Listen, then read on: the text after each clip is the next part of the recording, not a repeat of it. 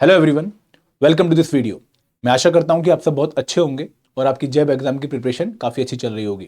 दोस्तों, इस particular video में मैं आप लोगों को 5 बेसिक मिस्टेक्स बताने वाला हूं जो जनरली एज एन एस्पिरेंट हम कमिट कर देते हैं, और जब तक हमें इन मिस्टेक्स का पता लगता है, जब तक हमारा अटेम्प्ट वेस्ट हो चुका होता है। तो यहाँ पर मेरी कोशिश ये रहेगी कि मैं आपको रूबरू करा पाऊँ उन मिस्टेक से जो आपको अवॉइड करनी है, ताकि आपका अटेम्प्ट वेस्ट ना हो।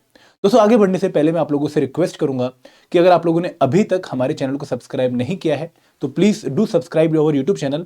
हम बहुत ही क्वालिटी कंटेंट लाने की कोशिश करते हैं ताकि आप लोगों का जैब और कैब एग्जाम इजीली क्वालिफाई हो पाए। दोस्तों, अब बात करते हैं जैब एग्जाम की। देखिए, जैब एग्जाम अब पहले जैसा एग्जाम नहीं रहा है, थोड़ा थोड़ा डिफिकल्ट एग्जाम होना शुरू हो गया है। आईबीएफ ने एग्जाम का लेवल इंक्रीज किया है।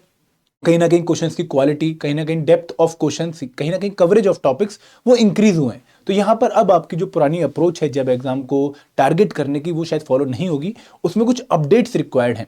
तो कहीं ना कहीं आप लोग वो पुरानी अप्रोच अगर लेकर चल रहे हैं और कुछ बेसिक मिस्टेक्स कमिट कर रहे हैं, तो वो आपको नहीं करनी है। जैसे वो मिस्टेक्स कौन सी हैं? सबसे पहली मिस्टेक जो जनरली एक एस्पिरेंट कई बार कमिट कर देता है, वो ये है कि वो उन बुक्स को फॉलो करने शुरू कर देता है जो रिकमेंडेड नहीं है, या फिर जो आईबीएफ मैकमिलन पब्लिकेशन की बुक के अलावा की बुक्स हैं। फॉर एग्जांपल, कई बार हमें लगता है कि हम अपनी +1 +2 की अकाउंट्स की बुक फॉलो करना शुरू कर देते हैं। कई बार हमें लगता है कि हम अपने बीएससी ग्रेजुएशन की बुक पढ़ना शुरू कर देते हैं। दोस्तों, वो बुक्स अच्छी होती हैं, उनमें कंटेंट रेलिवेंट होता है, लेकिन कहीं ना कहीं वो इस एग्जाम की रिक्वायरमेंट के हिसाब से नहीं होता है। देखिए, आईबीएफ ने जो बुक पब्लिश करके आपको दी है, वो उन्हीं बुक से ही क्वेश्चन पूछता है। अगर आप कई बार, अगर आपके पास टाइम हो तो आप पीवाईक्यूज को एनालाइज करिए और देखिए कि क्वेश्चन कहां से पूछा गया है। तो आप जान के हैरान होंगे कि एकदम बुक की ही जो कॉपी है उसी को क्वेश्चन फॉर्मेट में आपको बना के दे दिया है। एक लाइन भी चेंज नहीं करी है, ऑप्शन भी बुक्स की लाइन ही है।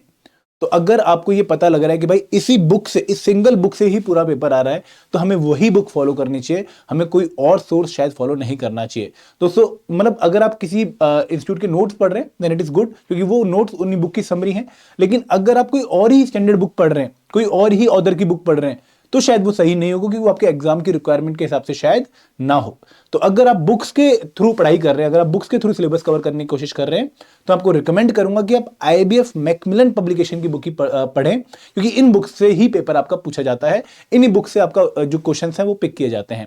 तो ये गलती आप बिल्कुल भी मत करिएगा। सेकेंड मिस्टेक दोस्तों, अगेन काफी लोग कमिट करते हैं, क्योंकि कहीं ना कहीं हमारे माइंड में पुराने वाला जैब एग्जाम होता है कि हम अपनी जैब एग्जाम की प्रिपरेशन काफी लेट स्टार्ट करते हैं। दोस्तों, ये बहुत बड़ा ब्लंडर है। अब ये एग्जाम ऐसा एग्जाम नहीं रहा कि आप लास्ट मिनट में प्रिपेयर करके इस एग्जाम को क्वालिफाई कर लेंगे। दोस्तों, 50 नंबर लाने अब आसान नहीं रहे हैं। मैं आपको एकदम क्लियर टर्म्स में बोलूंगा, हमने खुद भी पेपर देके देखा है, हमें पता है कि भाई पेपर में अब जो क्वेश्चन है वो काफी लेंदी हैं। अब जो क्वेश्चन में मल्टीपल स्टेटमेंट्स हैं, और अगर आपको एक भी स्टेटमेंट नहीं पता तो कई बार आप ऑप्शंस नहीं लगा सकते, आपको तुक्का मार के आना पड़ता है, और वहां पे अगेन हमारे मार्क्स नेगेटिव होने के चांसेस हो जाते हैं। तो यहां पर आप लोगों को कहीं ना कहीं अर्ली स्टार्ट करना पड़ेगा अपनी प्रिपरेशन को। दोस्तों, उसके दो फायदे हैं। पहली बात कि आप चीजों को कवर भी कर पाएंगे, और दूसरी बात कि आप एक हाई कॉन्फिडेंस लेके एग्जाम में जाएंगे और आप अपना अटेम्प्ट वेस्ट होने से बचा लेंगे। तो दोस्तों, अब मैं आपको ये रिकमेंड करूंगा कि एटलीस्ट मिनिमम 3 महीने पहले अपनी एग्जाम की प्रिपरेशन को स्टार्ट कर दो, क्योंकि कंपोनेंट 4 हो चुके हैं और सिलेबस भी थोड़ा ज्यादा हो चुका है और पेपर का लेवल भी टफ हो चुका है। और आप लोग ये समझते हैं, लेकिन कहीं ना कहीं हम तीसरी मिस्टेक भी कमिट करते हैं, वो ये, सॉरी मैं बताऊंगा आपको आगे मिस्टेक भी। तीसरी मिस्टेक हमें कमिट करते हैं कि हम जब पढ़ना शुरू करते हैं, हमारे अंदर जब मोटिवेशन आती है कि यार इस बार जब एग्जाम क्वालिफाई करना है, तो हम बुक उठाते हैं और पढ़ना शुरू कर देते हैं, कुछ भी पढ़ना शुरू कर देते हैं, बुक को कवर करना शुरू कर देते हैं। दोस्तों, वो अप्रोच सही है बुक को कवर करने की, लेकिन उससे भी बेटर अप्रोच क्या होगी, जब एक बार हम आराम से बैठ के पीवाईक्यूज को एनालाइज कर लें और ये आइडेंटिफाई कर लें कि भाई कौन से ऐसे टॉपिक्स हैं जिनसे क्वेश्चन आता ही आता है। तो अगर हम उन टॉपिक्स को प्रायोरिटी में कवर करें तो कहीं ना कहीं हमारी स्मार्ट प्रिपरेशन भी होगी। दोस्तों, मेहनत करना बहुत जरूरी है इस एग्जाम में, लेकिन अगर आप मेहनत के साथ स्मार्टनेस जोड़ देते हो तो आप बहुत कम एफर्ट डाल के भी इस एग्जाम को क्वालिफाई कर सकते हो। तो यहां पर सबसे पहले तसल्ली से पीवाईक्यूज को एनालाइज करिए। हम अपने कोर्सेज में पीवाईक्यूज देते हैं, हमने अपने वेबसाइट्स पे भी पीवाईक्यूज दिए, आप लोग उनको डाउनलोड कीजिए और देखिए कि भाई कौन से ऐसे टॉपिक हैं। जैसे कुछ टॉपिक्स हैं आप एएफएम में देखेंगे, आप पीपीबी में देखेंगे, अगर आप आरबीडब्ल्यू में देखें वहां पे भी आपको कुछ क्वेश्चन देखने को मिलेंगे, आईई एंड आईएफएस के पेपर में आपको कुछ टॉपिक देखने को मिलेंगे जिनसे क्वेश्चन पक्का आता ही आता है। तो अगर आप उन टॉपिक्स को प्रायोरिटी में पढ़ें तो आप अपनी एनर्जी को सही जगह डायरेक्ट कर पाएंगे और उसका पॉजिटिव रिजल्ट भी आपको मिलेगा। तो यहां पर कोशिश ये करिए कि कुछ भी पढ़ने से पहले एक बार ये आइडेंटिफाई कर लीजिए कि भाई ये टॉपिक तो पक्का मुझे पढ़ने ही पढ़ने, इनको मिस नहीं करना है, तो शायद हमारा रिजल्ट कम समय में कम एफर्ट के साथ बहुत अच्छा आ सके। दोस्तों आप लोगों के पास बहुत सारा टाइम नहीं है, ठीक है, आप लोग पूरे दिन तैयारी नहीं कर सकते, आप लोगों को अपनी बैंकिंग लाइफ के साथ इस प्रिपरेशन को बैलेंस करना है। तो वहां पर आपके पास इफेक्टिवली अगर मैं बात करूं, एक दिन में 3 से 4 घंटे मैक्सिमम मैक्सिमम, मतलब कुछ लोगों के पास तो सिर्फ 2 घंटे, अगर वो कम्यूट कर रहे हैं, घर का काम कर रहे हैं, तो 2 घंटे से ज्यादा आप एक प्रिपरेशन में डेली डिवोट नहीं कर पाएंगे। तो उसको आपको उस टाइम को, क्वालिटी टाइम को बहुत पॉजिटिवली चैनलाइज करना पड़ेगा। और वो कब चैनलाइज होगा, जब आप राइट टॉपिक्स को राइट टाइम पे स्ट्राइक करेंगे, ठीक है। तो ये एक बहुत इंपॉर्टेंट पॉइंट है जो अब हम अवॉइड करते हैं, कि हम पीवाईक्यूज को बिल्कुल ही नजरअंदाज करते हैं और अपनी प्रिपरेशन बस ऐसे ही शुरू कर देते हैं, ठीक है। तो उससे चौथा पॉइंट क्या, कि हम एग्जाम हॉल में जा रहे हैं without giving any full length mock test.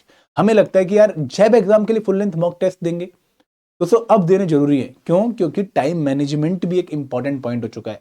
और दूसरी बात कि वो इंटरफेस से हमें कहीं ना कहीं थोड़ा सा अपने आप को रूबरू करना पड़ेगा। कैसे करना पड़ेगा? कि देखिए वहां पर आपको एक क्वेश्चन के अंदर नीचे 7 स्टेटमेंट, 6 स्टेटमेंट, 5 स्टेटमेंट देके आपको क्वेश्चन पूछा जा रहा है। तो अगर आपको उन क्वेश्चंस को करने की प्रैक्टिस नहीं होगी, तो आप पहली स्टेटमेंट जब पढ़ेंगे, लास्ट में 7वीं स्टेटमेंट में आएंगे, तो आपको पहली स्टेटमेंट भूल जाएगी, 5वीं स्टेटमेंट दोबारा देखनी पड़ेगी। तो वहां पे बहुत टाइम कंज्यूम होता है, हमें प्रैक्टिस ही नहीं ऐसे क्वेश्चन को हैंडल करने की जहां पर 7-7, 6-6 स्टेटमेंट है।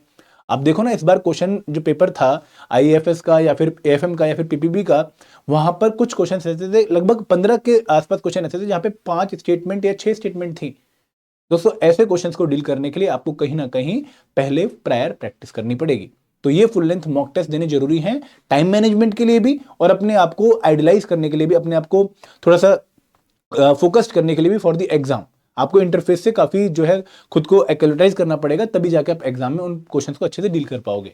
दोस्तों लास्ट मिस्टेक जो हम कमिट करते हैं, वो अगेन आप लोग जानते हैं, मुझसे बेहतर जानते हैं, कि हम उतने मोटिवेटेड इन एग्जाम्स के लिए नहीं फील करते जितना हम अपनी बैंकिंग एग्जाम या फिर किसी और एग्जाम के लिए होते हैं।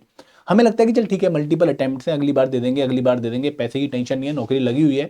तो कहीं ना कहीं वो मोटिवेशन नहीं आती है, और अगर मोटिवेशन नहीं आती तो हम टाइम निकालते नहीं पढ़ने के लिए, हम एफर्ट्स नहीं डालते हैं।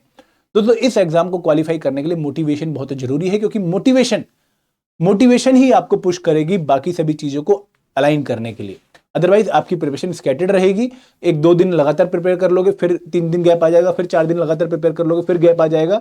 मोटिवेशन के बिना आपकी कंसिस्टेंसी नहीं बनने वाली है। तो ये मिस्टेक भी अवॉइड करिए, मोटिवेटेड रहिए, ठीक है, ताकि आप इस एग्जाम को क्वालिफाई कर पाए।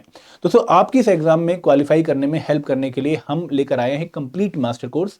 लिंक डिस्क्रिप्शन बॉक्स में है, देख लीजिएगा अगर आपने एनरोल करना है। बहुत ही क्वालिटी मास्टर कोर्स है, जहां पर सिर्फ 200 घंटे में आपको सारे जो सिलेबस है वो कवर करवाया जा रहा है। 15 मिनट्स की वीडियो है जो आप कभी भी देख सकते हैं। दोस्तों सबसे इंपॉर्टेंट बात यह है कि पॉकेट साइज वीडियोस हैं।